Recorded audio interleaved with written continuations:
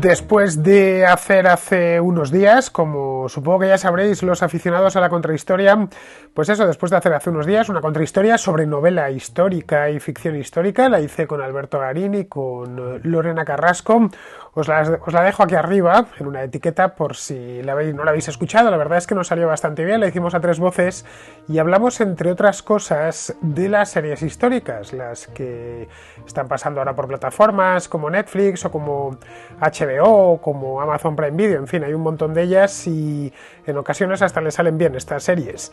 Bien, pues hablamos, entre otras, de la serie de Ana Bolena y me decidí a verla. Después de unos cuantos días, pues andaba dando vueltas por la cabeza la serie y como la tenía en casa, pues decidí verla. Me decidí, por fin, algo que no sabía muy bien si al final iba a conseguirlo. Bien, en España la distribuye HBO Max, son solo 3 capítulos, me dije que era una empresa asumible, no son muy largos, además los capítulos, los 2 primeros duran unos 3/4 de hora y el último algo menos de 1 hora, unos 50 minutos más o menos, o 55 minutos.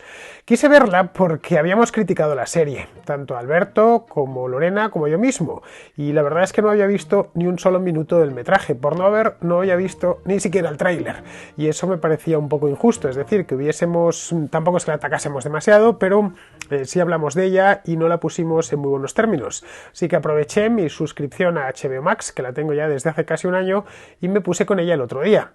He visto un capítulo cada noche y terminé ayer con el tercero, así que la tengo muy fresca aquí arriba. Bien, Ana Bolena es un personaje histórico muy conocido, fue la segunda de las 6 esposas de Enrique VIII de Inglaterra y bueno, la primera en ser decapitada. También ordenaría decapitar posteriormente a Ana de Cleves y a Catherine Howard. Esto lo haría más tarde, obviamente, cuando ya había decapitado a Ana Bolena. Bien, Ana Bolena fue reina de Inglaterra, no mucho tiempo, durante solo 3 años, de 1533 a 1536. Ese periodo, esos 3 años, dieron mucho de sí en la historia inglesa.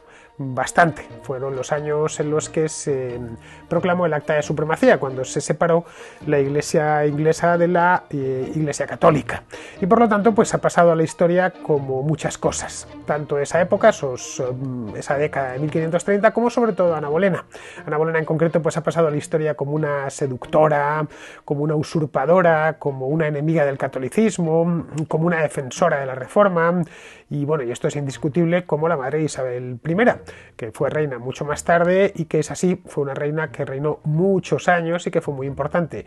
Y que, por cierto, Isabel I también tiene contrahistoria, que le hicimos en su momento Lorena Carrasco y yo, hace ya bastante tiempo. Bien, Isabel I fue la hija de ambos, de Enrique VIII y de Ana Bolena, y nació poco antes de que muriese, bueno, 3 años antes, creo que fue unos meses más tarde de que llegase al trono Ana Bolena. La serie se ha hecho en el Reino Unido, es una serie británica con actores británicos. La produjeron el año pasado para el Canal 5 y luego HBO se ha encargado de distribuirla en otros países, entre ellos en España. Allí en el Reino Unido se ha leído de manera diferente, se ha leído en clave actual. Muchos han querido ver a Meghan Markle, la mujer del príncipe Harry, que tapiza todas las revistas de ecos de sociedad, pues han querido ver a esta mujer, a Meghan Markle, en la piel de Ana Bolena, la piel oscura, se entiende, porque la elegida para el papel principal es una actriz llamada Jodie Turner-Smith, una actriz británica de raza negra, una actriz muy guapa, por cierto, que antes de ser actriz fue modelo. La prensa del corazón británica, como os decía, aparte de llevar continuamente a Meghan Markle y al príncipe Harry, no es precisamente famosa por su delicadeza. Pero cuando Ana Bolena hizo su debut en la televisión, en el Canal 5 en el Reino Unido, a mediados del año pasado, debió ser de este año, ¿qué caray del año pasado? Esto se estrenó este año, creo que fue en junio de este año, algunos críticos ignoraron la alegoría de Meghan Markle y se ofendieron porque había mucha gente, especialmente en las redes sociales, que andaba quejándose por escoger a una mujer de raza negra para interpretar el papel de Ana Bolena. Claro, con Ana Bolena había un problema que ya comentamos en su momento en esa contrahistoria de la que os hablaba al principio, de novela histórica y de ficción histórica en general. Como fue un personaje histórico importante del siglo XVI, no estamos hablando del siglo XVI antes de Cristo, sino después de Cristo, y ya estaba la pintura muy establecida, y llegó a ser reina además a mediados de este siglo, en 1533, sabemos perfectamente cómo era. Se conserva un retrato, bueno, este retrato que tenéis aquí, que nos permite, además pone hasta Ana Bolena, bueno, pone exactamente Ana Bolina, sí, en aquel entonces no eran tan pejigueras con el tema de los nombres. Bien, esto nos permite, en inglés es Anne Boleyn, así que simplemente lo estaba tratando de poner el pintor en latín, entiendo, lo de Ana Bolina. Bien, este retrato nos permite hacernos una idea del aspecto de Ana Bolena durante la última etapa de su vida, cuando rondaba aproximadamente los 33 años. Bueno, fue decapitada con 35 años. La serie está ambientada en sus últimos meses de vida, cuando tenía 35 años. Elegir, por tanto, a Turner Smith como Ana Bolena no parecía lo más adecuado, al menos desde el punto de vista de la precisión histórica. Ya comentamos, tanto Alberto como Lorena, como yo mismo, que si vamos a poner en imágenes un rey del pasado, un emperador, un escritor, quien sea, pues lo suyo es buscar un actor o una actriz que se parezcan, no que sean iguales, que eso es imposible, pero sí al menos que se den un aire, que se parezcan lo más posible. Del rey no se quejaron, ¿eh? A Enrique VIII le interpreta un actor llamado Mark Stanley, que no es broma, esto os lo digo en serio, buscadlo en internet, se parece un poco al príncipe Harry. Bueno, no hace falta que lo busquéis, os pongo la foto aquí arriba. Este es Mark Stanley, es un actor joven, británico también, que es así pelirrojo, se da un aire, no es que sea igual, pero sí se da un aire al príncipe Harry actual. Así que parece claro que aquí la directora de la serie es una mujer llamada Lindsay Miller, trataba de provocar y de generar algo de polémica, cosa que por cierto consiguió de sobra, porque hemos hablado de este tema hasta en lugares muy lejanos del Reino Unido, al tiempo que ya de paso pues se traía la historia al presente, es decir, conseguía que muchos espectadores viesen a Ana Bolena como si fuera Meghan Markle y al rey Enrique VIII como si fuese el príncipe Harry. Esperemos que la cosa no termine igual de cómo terminó aquella pareja, porque terminó de muy mala manera. En fin, todo lo relacionado con el príncipe Harry y Meghan Markle vende, lo sabemos bien, y no solo en el Reino Unido, sino en el resto del mundo, así que, ¿por qué no llevárselo a una ficción histórica con un personaje tan interesante, tan atractivo, como siempre ha sido Ana Bolena, porque no es la primera vez que pasa por el cine? Si Lindsay Miller supiese algo de historia de España, y presumo que sabe muy poquito, o directamente nada, seguramente hubiera escogido como protagonista principal, si quería una historia de empoderamiento, a Catalina de Aragón, a quien seguramente, en el caso de que hubiera querido provocar racialmente, la hubiese interpretado alguna actriz indígena de México o de Guatemala, para que se asimilase con la Malinche. Pero los hispanos, por fortuna, no tenemos esa pedrada en la cabeza que tienen los anglosajones con lo de las razas y sobre todo con el color de la piel. Hernán Cortés, como bien sabemos, se casó con la Malinche y le hizo hasta un hijo, Martín Cortés, que terminaría en España como paje de Felipe II.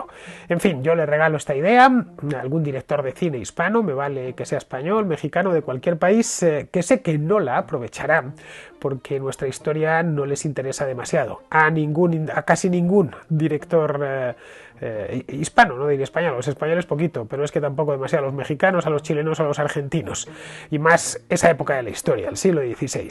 Bien, volviendo sobre Ana Bolena, la polémica selección del reparto es seguramente lo más emocionante de toda la serie. Os lo digo muy en serio, así, con la mano en el corazón. No quiero darme un golpe porque entonces me doy al micrófono.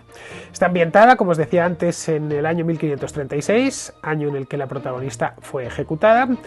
Y en ese momento Ana Bolena y Enrique VIII ya se conocían bien, llevaban 3 años casados, habían apartado completamente a Catalina de Aragón, tenían ya una hija en común, que era Isabel, que había nacido un poco antes, y la reina había encadenado varios abortos. Pero el hijo varón no terminaba de nacer. Enrique, como es bien sabido, quería un hijo para consolidar la dinastía de los Tudor, pero Ana no atinaba a dárselo, como no había atinado tampoco antes Catalina de Aragón, y por eso mismo la repudió.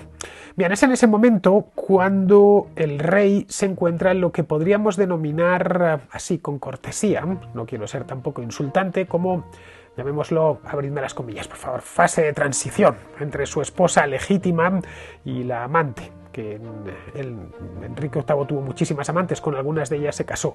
En este caso la amante a la que siguió a Ana Bolena fue Jane Seymour, que se terminará casando con el monarca ese mismo año, el que ejecutaron a Ana Bolena, y que incluso le dará un hijo varón, quiero decir, que se convertirá, esta mujer se convertirá en la esposa número 3 de las 6, y este hijo terminaría siendo rey también.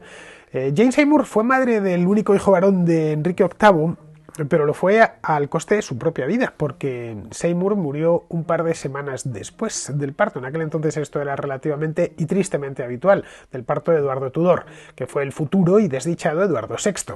Digo lo de desdichado porque se fue al otro barrio el pobrecito con solo 15 años de edad, a causa, según parece, de una inoportuna tuberculosis. Bien, el final lo conocemos el de Eduardo VI como para no conocer el de la anterior esposa de su padre. Lo conocemos porque aunque han inventado la directora ha inventado el aspecto externo de Ana Bolena, no ha ido más allá. Es decir, que Lindsay Miller no pensó que quizá era una buena idea perdonar la vida a Ana Bolena y dejarla como reina, no sé, 30 años más, hasta que ya le heredase tranquilamente su hija Isabel. Podría haberlo hecho, ya puestos a inventar, pues uno inventa lo que quiere, ¿no? Vamos, que solo se sorprenderán por el final de esta serie los que desconozcan por completo la historia de Inglaterra, es decir, la gente cuyo conocimiento de la historia inglesa sea equivalente a cero, no sepan absolutamente nada y que cuando vean a Ana Bolena se sorprendan de que alguien así existió. Pero bueno, por si acaso, y asumiendo que los espectadores no saben mucho de historia, ni de la de Inglaterra ni de la de ningún otro país, cada uno de los 3 episodios comienza con un aviso que dice 5 meses de vida, 4 meses de vida, y bueno, así hasta el final. Lo que sucede entre medias, pues consiste a grandes rasgos en tramas y disputas políticas, intrigas palaciegas, en confusiones emocionales que se van amontonando una sobre otra, una enorme cantidad de detalles que la verdad es que resultan interesantes, detalles históricos para los aficionados a la historia inglesa y poco más. Lo que no hay, y eso os lo advierto ya, es drama. A pesar de que la historia ya de por sí es una historia dramática o muy dramática. Se toma la directora algunas licencias, algo escandalosas, por lo menos escandalosas para el ojo clínico del aficionado. Hay un momento, por ejemplo, en el que entregan la Biblia, le entregan a Ana Bolena la Biblia traducida al inglés, la Biblia, la versión de William Tyndale, diciéndole que, así de manera muy sentenciosa, ¿no? Diciéndole ahora todos pueden leer la Biblia de Dios, en la palabra de Dios, en su propia lengua. Los anglicanos, esto es lo que sucede en la serie. La realidad es que los anglicanos al principio no querían traducir la Biblia, a diferencia de los luteranos, querían dejarla en latín. El traductor, el primer traductor, que fue este hombre, William Tyndale, un teólogo, tipo de la Universidad de Oxford, no era del gusto de Enrique VIII, porque años antes Tyndale le había recriminado divorciarse de Catalina de Aragón. A Tyndale le parecía bien eso de la reforma religiosa, y él se consideraba un reformador, pero no que el rey repudiase a su esposa por un capricho, así que tuvo que huir de Inglaterra y refugiarse en Flandes, donde creía que estaría a salvo protegido por Carlos I de España. La verdad es que no lo estuvo, allí le encarcelaron y le ejecutaron. Pero vamos, que es muy dudoso que Ana Bolena anduviese por el Palacio Real en Londres con la Biblia de Tyndale debajo del brazo, porque Tyndale era un maldito, estaba condenado a muerte, le mató el emperador, pero le podía haber matado el rey de Inglaterra. Pero vamos, le perdonamos a Miller esta licencia. Lo que yo no le perdono es que me haya aburrido tanto viéndola. Si no fuese porque me gusta mucho la historia, como bien sabéis, y bueno, de esta serie siempre saco algo, como de las películas históricas, no habría pasado del minuto 20 del primer capítulo. Os lo digo para que, si tenéis la tentación irrefrenable de verla, lo tengáis en cuenta.